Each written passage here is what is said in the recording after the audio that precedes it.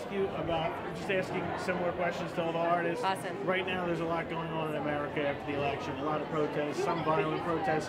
What's the message from you as a musician on what's going on, specifically with the protests in America? Sometimes I feel like it's silly for me as a musician to comment because, and I look through, you know, when I do say something on social media, there's obviously 50-50. People are happy to hear my stance, or they're like, shut up, you're a singer, keep singing. But the way I feel is that there's a lot of deep wounds in America that we need to talk about, and we can't just say that they don't exist. So I really hope that our future president is going to help start conversations and really facilitate equality and not have us move backwards, but instead have us move forward. I have to remain optimistic, even though, you know, the campaign wasn't waged in a way that leads me to be optimistic. But what I would say to young people is continue to speak up, continue to you know, make your voices heard, our voices heard, because this is our future. What's the most important issue to you right now? The most important issue to me.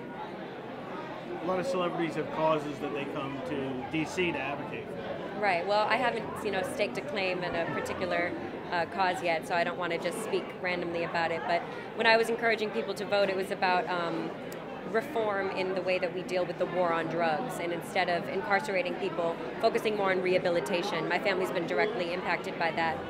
And I just see the opioid epidemic really ravaging America. So the way that we deal with the war on drugs in general needs to change. The prison system is totally effed.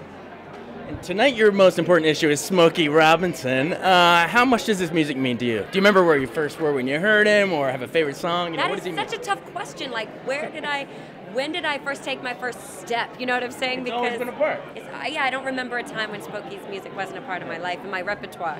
I was a huge Jackson 5 fan, and Temptations, and growing up with that whole Motown sound.